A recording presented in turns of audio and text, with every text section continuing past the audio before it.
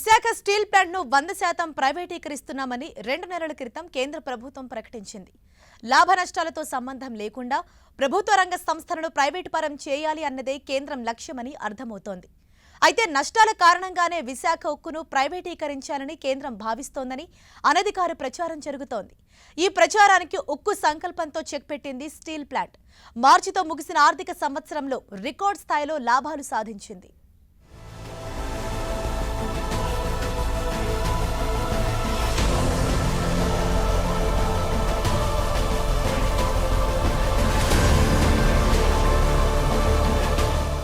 Visakha steel plant ప్రైవేటీకరణ భావోద్వేగ అంశంగా మారింది.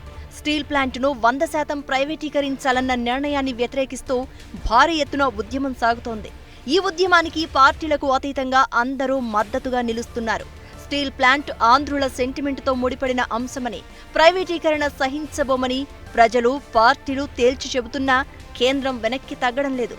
స్టీల్ ప్లాంట్ ప్రైవేటీకరణ నిర్ణయాన్ని అమలు చేసి తీరుతామని పదే పదే స్పష్టం చేస్తోంది. దీనికి కారణం స్టీల్ ప్లాంట్ నష్టాల్లో ఉండడమనే కారణాన్ని సాకుగా చూపుతోంది. పార్లమెంటులోనూ దీనిపై ప్రకటనలు చేసింది. సరిగ్గా ఇదే సమయంలో ప్లాంట్ లాభాల బాట పట్టడం కార్మికుల్లో కొత్త ఆశలు రేకెత్తిస్తోంది. విశాఖ ఉక్కును ప్రైవేటీకరిస్తున్నట్టు 2 నెలల క్రితం కేంద్రం ప్రకటించినప్పుడు స్టీల్ ప్లాంట్ నష్టాల్లో ఉంది. వ్యూహాత్మకేతర రంగంలోని సంస్థల నుంచి కేంద్రం పెట్టుబడులు ఉపసంహరించుకుంటున్నట్టు ప్రకటించింది. నష్టాల వల్లే కేంద్ర ప్రభుత్వం చేతులు దులుపుకుంటోందని అనుమానిస్తున్నాయి కార్మిక సంఘాలు. ఉక్కు ఎగుమతుల ద్వారా అధిక ఆదాయం ఆర్జించే స్టీల్ ప్లాంట్లో నిజానికి లాభ నష్టాలు శాశ్వతం కాదు. అంతర్జాతీయ పరిస్థితులు, ఉక్కు డిమాండ్కు తగ్గట్టుగా లాభ నష్టాలు ఎప్పటికప్పుడు మారిపోతూ ఉంటాయి. దీనికి తోడు స్టీల్ ప్లాంట్కు సొంత గనులు లేకపోవడం పెద్ద సమస్యగా మారింది. ఐరన్ ఓర్ను బయట నుంచి కొనుక్కోవాల్సి రావడంతో స్టీల్ ప్లాంట్పై భారం పెరిగింది. ఇదే కొన్నిసార్లు నష్టాలకు కారణమవుతోంది. ముడి ఇనుప గనుల కేటాయింపుతో పాటు మన దేశం నుంచి చైనాకు ఐరన్ ఓర్ ఎగుమతిని తగ్గించడం ద్వారా ఈ సమస్యకు పరిష్కారం సూచించవచ్చని కేంద్రాన్ని స్టీల్ ప్లాంట్ నిర్వాహకులు కోరినా ఫలితం లేకపోయింది. అటు కేంద్రం కూడా ప్రైవేటీకరణకు స్టీల్ ప్లాంట్ నష్టాలకు సంబంధం లేదంటూ చెప్పుకొస్తోంది. కానీ నష్టాల వల్లే ఈ వ్యవహారంలో కదలిక వచ్చిందని అనుమానిస్తున్నాయి కార్మిక సంఘాలు.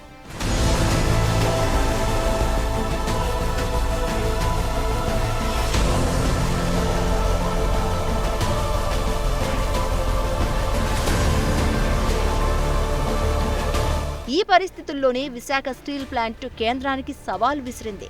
ఓ పక్క ప్లాంట్ ప్రైవేటీకరణకు వ్యతిరేకంగా భారీ ఉద్యమం సాగుతూ ఉండగానే మరోవైపు ఉక్కు సంస్థ లాభాల బాట పట్టింది. మార్చితో ముగిసిన ఆర్థిక సంవత్సరానికి 18,000 కోట్ల టర్నోవర్ సాధించింది. 1982లో ప్లాంట్లో ఉక్కు తయారీ ప్రారంభమైన తర్వాత ఈ స్థాయి టర్నోవర్ సాధించడం ఇదే మొదటిసారి. 1,200 కోట్ల రూపాయల ఉత్పత్తి లాభాలు సాధించింది. ఎన్ఎండీసీకి బాకీ ఉన్న 1,900 కోట్లు చెల్లించింది. కరోనా కాలంలోనూ స్టీల్ ప్లాంట్ సాధించిన ఈ టర్నోవర్ అందరినీ ఆశ్చర్యపరుస్తోంది. ఈ మేరకు స్టీల్ ప్లాంట్ సీఎండీ పీకే రత్ పత్రిక ప్రకటన విడుదల చేశారు. గత ఏడాదిలో స్టీల్ ప్లాంట్ 13% వృద్ధి సాధించిందని, 4 నెలల్లో 740 కోట్ల నికర లాభం నమోదైందని ఆ ప్రకటనలో తెలిపారు. మార్చిలో 7,11,000 టన్నుల ఉక్కును 3,300 కోట్లకు విక్రయించామని చెప్పారు. స్టీల్ ప్లాంట్ను లాభాల బాట పట్టించేందుకు తీసుకున్న అనేక చర్యలను సీఎండీ వివరించారు. స్టీల్ ప్లాంట్ 3 విభాగాల్లో ఉత్పత్తి, అన్ని విభాగాల్లో ఖర్చు తగ్గించుకోవటం, మెటలార్జికల్ వ్యర్థాలను తిరిగి మరో రూపంలో ఉపయోగించడం, ఉత్పత్తి కోసం కేటాయించే మొత్తాన్ని కొత్త తరహాలో వినియోగించడం, విస్తరించిన యూనిట్ల నుంచి ఉత్పత్తిని స్థిరంగా కొనసాగించడం, ముడి ఖనిజాన్ని జాగ్రత్తగా భద్రపరచడం, సముచిత మార్కెటింగ్ వంటి చర్యలతో లాభాలు ఆర్జించామని తెలిపారు. నష్టాలు అనేది ఎప్పుడు విశాఖ ఉక్కు కర్మాగారం అనేది గ్రాఫిక్ అనేది కంటిన్యూ లాభాలు, కంటిన్యూ నష్టాలు ఉండవండి. ఇది అంతర్జాతీయంగా, జాతీయంగా ఉక్కు ఉత్పత్తి రంగంలో వస్తున్నటువంటి ఒడిదుడుకులు కొన్ని ఉంటాయి. ఆ ఒడిదుడుకులు అనేది తాత్కాలికంగా ఉంటుంది తప్ప శాశ్వతం కాదు. మనం విశాఖ హిస్టరీలో చూసుకున్నా, స్టీల్ హిస్టరీలో చూసుకున్నా అత్యధిక లాభాలు వచ్చాయి, నష్టాలు వచ్చాయి. అల్టిమేట్గా విశాఖ ఉక్కు కర్మాగారం ఈరోజు 6,000 కోట్లకు పైగా నికర లాభాలు ఆర్జించాలని అర్థం చేసుకోవాలి. విశాఖ స్టీల్ ప్లాంట్ ఉత్పత్తి సామర్థ్యం ఏడాదికి 6.3 మిలియన్ టన్నులు కాగా ఈసారి అంతకు మించి ఉత్పత్తి జరిగింది. ఎగుమతుల విషయంలోనూ ప్లాంట్ అభివృద్ధి సాధించింది.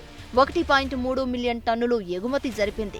గత ఏడాదితో పోలిస్తే ఇది 261% ఎక్కువని కంపెనీ సీఎండీ రథ్ వెల్లడించారు. ఇవే కాకుండా 100% అడ్వాన్స్ పేమెంట్తో 35 ఎగుమతి ఒప్పందాలను కుదుర్చుకుంది. అంతేకాదు సామాజిక బాధ్యత కింద పీఎం కేర్ సహాయ నిధికి రాష్ట్రీయ ఇస్పత్ నిగమ్ లిమిటెడ్ 10 కోట్లు అందించింది. ఒక పక్క కార్మిక వర్గం పోరాటాలు చేస్తూ రెండవ పక్క ఈ ఉద్యమాలుగా నిర్వహిస్తూ ఉత్పత్తిలో కూడా ఎక్కడ తేడా లేకుండా ఉత్పత్తి చేస్తేనే మనం బతుకుంటుందన్న ఉద్దేశంతో ప్రతి కార్మికుడు కూడా కంకణబద్ధుడై యువ కార్మికులు కానీ అందరూ కూడా పనిచేయడం వల్ల ఇవాళ భారీ ఉత్పత్తిని సాధించడం, అమ్మకాలు చేయడం, 1,00,000 కోట్ల రూపాయలు 18,000 కోట్ల రూపాయలు టర్నోవర్ చేయడం జరిగింది. ఒక మైన్ కానీ విశాఖపట్నం స్టీల్ ప్లాంట్కి అలాట్ చేసినట్టయితే 3,000 నుంచి 4,000 కోట్ల రూపాయలు దగ్గర లాభాలు వచ్చే అవకాశం ఉంది. కాబట్టి వైజాగ్ స్టీల్ ప్లాంట్ను ప్రభుత్వ రంగంలోనే కొనసాగిస్తే కేంద్రానికి భారీగా డివిడెండ్లు ఇచ్చే సత్తా ఉందంటున్నాయి కార్మిక సంఘాలు. కరోనా కాలంలోనూ లాభాలు ఆర్జించడమే దీనికి నిదర్శనమంటున్నాయి. విశాఖ ఉక్కుకు సొంత ఇనుప గనులు కేటాయిస్తే ఈ లాభాలు మరింత పెరుగుతాయని ధీమా వ్యక్తం చేస్తున్నారు కార్మిక సంఘ నేతలు. విశాఖ ఉక్కును ఎన్ఎండీసీలో విలీనం చేస్తే అస్సలు నష్టాలన్న ప్రశ్నే తలెత్తదు అన్నారు. ఈ భారతదేశంలో ఒక ప్రభుత్వ రంగ పరిశ్రమ అమ్మకానికి ఇంత నిరసన వెల్లువెత్తడం బహుశా ఇది మొదటి కావచ్చు. ఎందువల్లంటే విశాఖపట్నం స్టీల్ ప్లాంట్ పోరాటాలతో తెలుగు ప్రజలు సాధించినటువంటి ఒక ఆస్తిగా భావిస్తూ ఉన్నారు. ఈ ఆస్తిని ఎవరో గుజరాత్ చెందిన ఆదాని అంబానీలు ఎత్తుకుపోతారంటే చూస్తూ కూడా సిద్ధంగా లేరు. ఈ నేపథ్యంలో కేంద్ర బీజేపీ ప్రభుత్వం విశాఖపట్నం స్టీల్ ప్లాంట్కి నష్టాలు వస్తున్నాయి కాబట్టి అమ్మేస్తామని చెప్తా ఉన్నారు. మేము సవాల్ చేస్తా ఉన్నాం. నిన్నటితో ముగిసిన ఈ ఆర్థిక సంవత్సరంలో విశాఖపట్నం స్టీల్ ప్లాంట్ 18,000 కోట్ల రూపాయలు టర్నోవర్ సాధించింది. వేల కోట్ల ఆస్తులుండి లాభాల బాటలు నడుస్తున్న వైజాగ్ స్టీల్ను 100% ప్రైవేటీకరించాలన్న నిర్ణయాన్ని కేంద్రం వెనక్కి తీసుకోవాలని కార్మిక సంఘాలు డిమాండ్ చేస్తున్నాయి. ముడి గనులు కేటాయించి ఈ లాభాలను కొనసాగించడానికి సహకరించాలని కోరుతున్నాయి. విశాఖ ఉక్కు ఆంధ్రుల హక్కు పేరుతో దశాబ్దాల క్రితం తెలుగునాట దద్దరిల్లింది. సముద్ర తీరంలో ఉక్కు జ్వాలలు ఎగిసిపడ్డాయి. తెన్నేటి విశ్వనాథం ఆధ్వర్యంలో ఉద్యమం ఉవ్వెత్తున సాగింది. ఆంధ్ర తెలంగాణ అన్న తేడా లేకుండా ప్రాంతాలకు అతీతంగా ప్రజలంతా విశాఖలో ఉక్కు కర్మాగారం ఏర్పాటు చేయాలి అనే డిమాండ్తో పోరుబాటు పట్టారు. ఆ పోరాటంలో కొందరు అమరులయ్యారు. ఆ అమరుల త్యాగాలు, తెలుగు ప్రజల ఆకాంక్ష ఫలించి విశాఖలో స్టీల్ ప్లాంట్ రూపుదిద్దుకుంది. ప్రైవేటీకరణకు వ్యతిరేకంగా ఇప్పుడు మరోసారి సాగర్ తీరాన సమరభేరి మోగుతోంది.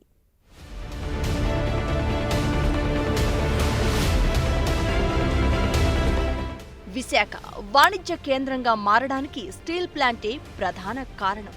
అంతులేని పోరాటాలు, అలుపెరగని దీక్షలు ఫలితంగా 1978లో స్టీల్ ప్లాంట్ నిర్మాణం ప్రారంభమైంది. 1982 ఫిబ్రవరిలో రాష్ట్రీయ ఇస్పాత్ నిగమ్ లిమిటెడ్ ఏర్పడింది. 33,000 ఎకరాల సువిశాల స్థలంలో స్టీల్ ప్లాంట్ కొలువు తీరింది.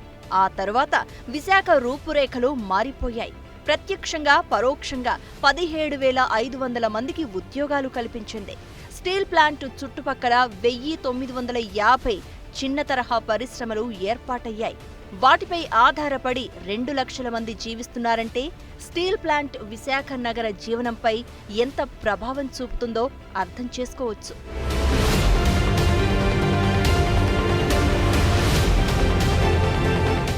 స్టీల్ ప్లాంట్ కొన్నాళ్లు నష్టాల్లో సాగితే మరికొన్నాళ్లు లాభాలు నమోదు చేసింది. జపాన్, జర్మనీ, అమెరికా సంయుక్త రాష్ట్రాలు, దుబాయ్, సింగపూర్, ఆస్ట్రేలియా, దక్షిణ అమెరికా దేశాలకు స్టీల్ ఎగుమతులు చేస్తోంది. 2010లో నవరత్న హోదా పొందింది. 3.6 మిలియన్ టన్నుల ఉత్పత్తి సామర్థ్యాన్ని 6.3 మిలియన్ టన్నులకు పెంచారు. తర్వాత అది 7.3 మిలియన్ టన్నులకు చేరింది.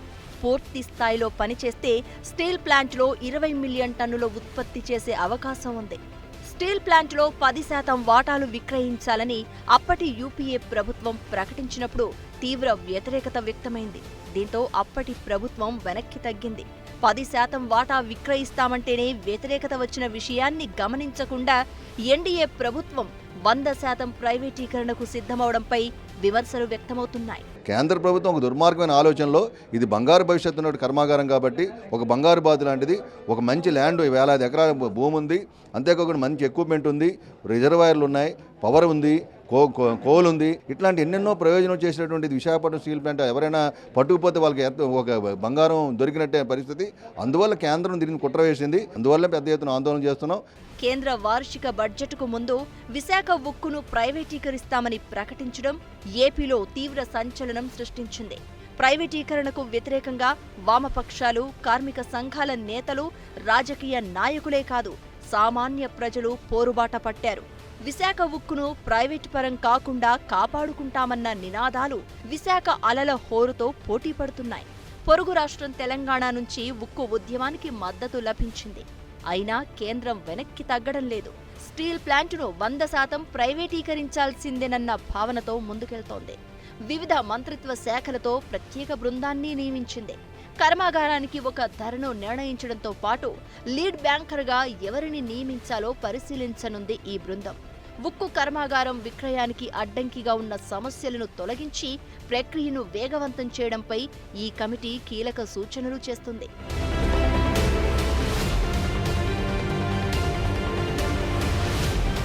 కేంద్రం తమ మనోభావాలు గుర్తించకుండా ముందుకు వెళ్తున్న సమయంలోనే ఉక్కు పరిరక్షణ కోసం కర్షకులు, కార్మికులు కదం తొక్కారు. విశాఖ ఉక్కును సంరక్షించుకునేందుకు చేయి కలిపారు. ఓవైపు ఉద్యమంలో పాలు పంచుకుంటూనే మరోవైపు ప్లాంటులో విరామమెరగకుండా కష్టపడ్డారు. ఫలితమే స్టీల్ ప్లాంట్ సాధించిన రికార్డు స్థాయి లాభాలు. కరోనా సమయంలో విశాఖ ఉక్కును లాభాల బాట పట్టించామని, ప్రభుత్వం చేయూతనందిస్తే మరిన్ని అద్భుతాలు సృష్టిస్తామని కార్మిక సంఘాల నేతలంటున్నారు. మార్చి నెలలో ఎంతో బాగా పనిచేసింది. సుమారు 7,000 కోట్లు టర్నోవర్ సాధించింది. ప్లస్ 7 లక్షల టన్నులు ప్రొడ్యూస్ చేసింది. ఇదే పందాలో స్టీల్ ప్లాంట్ ప్రొడ్యూస్ చేస్తే అది రేటెడ్ కెపాసిటీ ఈజీగా 7.3 మిలియన్ టన్నుకి వార్షిక సంవత్సరానికి సాధించవచ్చు. అందరూ కలిసి కట్టుకట్టుగా దీన్ని ఎలాగైనా పైకి తేవాలి అని శ్రమించారు. దానికి రిజల్ట్స్ వచ్చాయి. విశాఖ ఉక్కు సాధిస్తున్న లాభాలను చూసైనా కేంద్రం ప్రోత్సాహం అందించాలంటున్నారు కార్మిక సంఘ నేతలు. ప్రోత్సాహకాలు ఇవ్వకపోయినా ప్రైవేటీకరణ ఆలోచనను పక్కన పెట్టాలని కోరుతున్నారు. ప్లాంటును ప్రైవేటీకరించడం వల్ల ప్రైవేటు కంపెనీలకే లాభం జరుగుతుందని, దీనిపై ఆధారపడ్డ లక్షలాది మంది జీవితం ప్రశ్నార్థకమవుతుంది అంటున్నారు.